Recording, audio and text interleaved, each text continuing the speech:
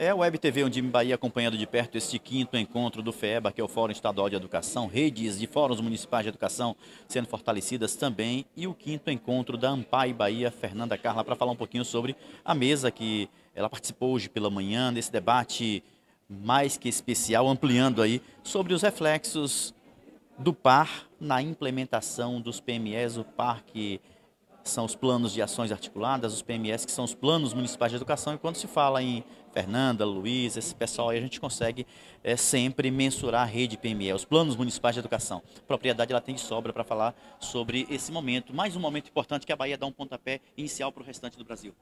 Sim, Magno. Hoje nós participamos do eixo 9, né, o eixo que trata da questão dos planos municipais de educação, acompanhamento, monitoramento e avaliação. Tiveram várias discussões riquíssimas dentro, mas assim, o que eu trouxe para a discussão foi o reflexo do plano de ações articuladas no Plano Municipal de Educação. E aí eu trago na perspectiva do regime, né, de colaboração, fazendo essa problematização e da autonomia dos municípios. Então, o que é que a gente vai percebendo? O PAR, ele vem desde 2007, né, a partir de um decreto, e vem renovando ciclos, cada um com critérios crescendo mais. Mas, mesmo com a aprovação do Plano Municipal de Educação, não houve uma reconfiguração do Plano de Ações Articuladas, né? Então, o PME, que era para ser o epicentro das políticas públicas, ele fica refém de uma estrutura de um planejamento gerencial e isso impacta, sim, né, na implementação do plano. Então, eu fui trazendo dados, elementos. Hoje eu fiz um recorte com o município de Vazedo, pegando o plano de Vazedo, porque na ocasião da criação do PAR, dentre os 6 municípios do Recôncavo, que estavam como município prioritário, né, dentre os 1.870 com baixo indicador, Vazedo ainda era o com indicador menor. Então, a gente pega esse recorte e vem trazendo, onde eu peguei o que era prioridade do Plano Municipal de Educação, peguei o que era planejado no PAR a partir do que já é pré-estabelecido pela União. Então, que autonomia é essa que o município tem? Que regime de colaboração é esse?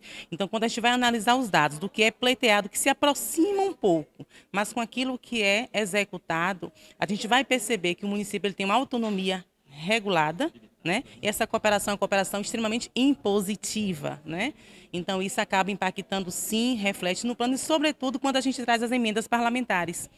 Porque se a gente tem critérios para o município estar pleiteando essas iniciativas, quando se trata de emenda parlamentar, esses critérios, eles não se aplicam. Então, assim, é muito importante nesse processo agora de pensar um novo plano de educação. E pensar que o PAR, ele é um instrumento de assistência técnica e financeira, a gente repensar essa estrutura. Então, o último ciclo, ele traz um PNE+, como antecedendo o processo diagnóstico. Quando a gente vai para o PNE+, a gente não pode colocar a especificidade do município. É tudo focado como está no plano nacional. Então, a gente pensar esse novo plano, a gente precisa repensar esse PAR. Por exemplo, o nosso município lá, esse município, ele vive de FPM. Né? Então, de fato... Menos de 10 mil habitantes? Menos de 10 mil habitantes. Então, de fato, o PAR ele traz essa assistência. Mas 0,6 de isso, FPM, né? Mas quando a gente vai pensar que o PME deve ser esse epicentro das políticas educacionais, está no inverso. Então, o PAR ainda continua sendo isso e a gente tem que adequar o plano de educação. Então, a gente precisa repensar esse processo, repensar esse regime de colaboração, porque pensar regime de colaboração, pensar a questão do federalismo, não dá para ser com uma autonomia extremamente regulada, nem uma cooperação impositiva. Se a legislação ela não for perene, sobretudo horizontalizada, não dá. Verticalizar, não. A verticalização para orientar e não de forma impositiva, daí a necessidade da participação coletiva. Você está falando de Vazedo, é um município que está no território de identidade recôncavo baiano, como disse, menos de 10 mil habitantes, 0,6 de FPM, veja quanto desafio vocês conseguiram sair, eu digo, pelo menos avançar um pouco mais, ainda tendo essa legislação fechada, engessada. Isso. Sai de município prioritário, claro, são várias iniciativas, mas a gente percebe que não é só o PAR que dá conta, né? Para a questão do baixo IDEB veio para a infância, mas é muito mais o que se pleiteia a partir do plano como formação, como valorização, gestão democrática. E quando a gente vai para a execução do PAR, a gente percebe que foram pleiteadas a partir daquilo que se aproxima do que já está pré-estabelecido de iniciativa, mas que isso também não foi, né, deliberado. Então, para Ampar, eu fiz esse recorte desse objeto, mas assim, a pesquisa, ela está em torno da implementação do Plano Municipal de Santo Antônio de Jesus, né?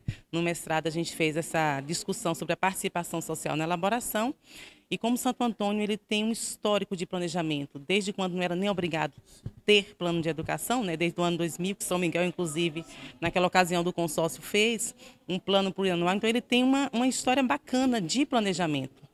E aí agora eu venho, que correlação de forças...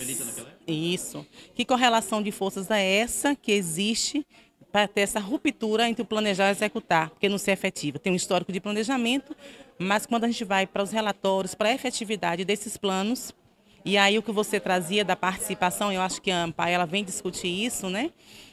É ir além. Se a gente for pegar o Recôncavo, pegar o Vale, a gente percebe que avançou muito na participação para o processo de elaboração, mas que se estagna quando chega no Legislativo e é aprovado. Então, nesse novo processo, nesse novo movimento, é importante fortalecer a participação social no processo de elaboração, mas ir muito além, que é o processo de implementação com a participação social, porque eu acho que isso vai ajudar esse embate, essa correlação de forças, para que aqueles compromissos assumidos possam ser executados. E aí vem os fóruns. Né? O quanto o fórum pode potencializar. Então, o município que eu estudo, ele não tem fórum municipal de educação, já se discutiu em audiência públicas do PME, mas a gente vai estar instigando, se não for, né, por essas vias de como a gestão vai assumindo, a gente criar o Fórum Popular, para a gente potencializar e aí, quem sabe, mais à frente a gente continuar defendendo, né? Defender a gente defende, ter mesmo essa educação com qualidade, isso, com qualidade social, referenciadas por processo democrático que reconheça os direitos como sujeitos de direitos, né? Sujeitos. É uma sequência desses estudos também? Isso. O doutorado eu retomo, né, um pouco do que eu fiz no mestrado, mas saindo da participação social e vindo mesmo para o que é que está por trás, né, dessa implementação, que correlação de força é essa que existe, que jogo de poder é esse, que tem essa ruptura tão grande, né? E aí não tem como a gente não discutir a questão de Estado, de sociedade, de políticas educacionais, para a gente ver o que é que a gente pode contribuir para aprimorar essas políticas no município. É claro que, só para finalizar o bate-papo com Fernanda, Carla, aqui na capital baiana, Salvador, financiamento é o primeiro ponto, porque não dá para você discutir também cumprimento de muitas das 20 metas, aliás, a última é 10% do PIB, a gente continua lutando por ela, sem financiamento. Mas existem também ações que é possível serem realizadas, a exemplo da gestão democrática, sem financiamento. Precisamos avançar também. Se a gente está dizendo que não tem recurso, de fato não tem o suficiente, mas o que é possível fazer, ainda que exista a necessidade de recursos ou o não aporte de recursos? Você tocou numa questão que eu já vou discutir em Sergipe. Lá eu vou trabalhar, eu pego o Plano Municipal de Educação de Santo Antônio para fazer a discussão da implementação da gestão democrática. E aí eu vou cruzar o que é que tem no plano, o que são os marcos legais que a gente tem no município e trago um novo Fundeb com a condicionalidade do VAA. Por exemplo, Santo Antônio ele tem um histórico de eleição de diretores desde 2004. Ele começa com 10 escolas, aí depois vai reduzindo, e o último processo de eleição que teve foi em 2016, após o plano que está em vigor. Pronto, acabou ali. E foi reduzido para 7 escolas. Nós temos 51 unidades escolares. E só 7 realizam? Isso, o último que teve. Pronto. Aí vem o quê? Efetiva gestão democrática. Efetiva gestão. Então, o que é que acontece? Aí vem agora a condicionalidade VAA. Condicionalidade 1. E aí, quando você pega os documentos, os decretos que vai tratar, porque vai ter esse processo, editais, lá antes de fundamentar qualquer coisa que é para cumprimento de metas, tem lá assim, para ficar habilitado para receber recurso financeiro. E aí o município ele faz esse processo, lança o edital, esquece que tem uma lei que fala de eleição, esquece o plano de carreira, vem um decreto que sobrepõe tudo isso e faz um processo de entrevista e apresentação de um plano de ação internamente, né, para esses gestores. E hoje as 51 escolas têm, né, diretor. No processo, acho que 4 ou foi 5 ficaram sem ter aprovação. Esses mesmos que não foram aprovados foram indicados pelo executivo depois. E a gente pergunta, o que é gestão democrática mesmo, né? Então, lá no que eu vou trabalhar, eu vou discutir a questão do consenso e da coesão a partir da perspectiva de Gramsci. Então, a gente vai divulgando que a gestão democrática é importante, precisa, e vem o VAA, bacana, a gente gera aquele consenso, mas a materialização da ação coercitiva é tipo assim, ou você faz ou você não tem financiamento. Então a gente percebe que muito da iniciativa está muito focada no financiamento e acaba ferindo os princípios da gestão democrática, que foi a meritocracia e o desempenho, enquanto o município tinha um histórico, né, de participação na decisão. Que antevê, inclusive, esses marcos legais posteriores. Que a gente precisa repensar. Então, se a gente pensa o Fundeb, que é uma política de materialização também do próprio PME. Então há uma contradição do que se propõe lá do que está posto cá. Veja quanta reflexão e é preciso participar também desses momentos, participar dos momentos de falas de Fernanda Carla, que estará em Sergipe em breve. Já teremos a EPEM, tem 4 a 8 de novembro. Já é logo ali, não é? Acompanhe. Nós seguimos juntos, claro, como sempre, com os pés no chão e o coração onde for preciso.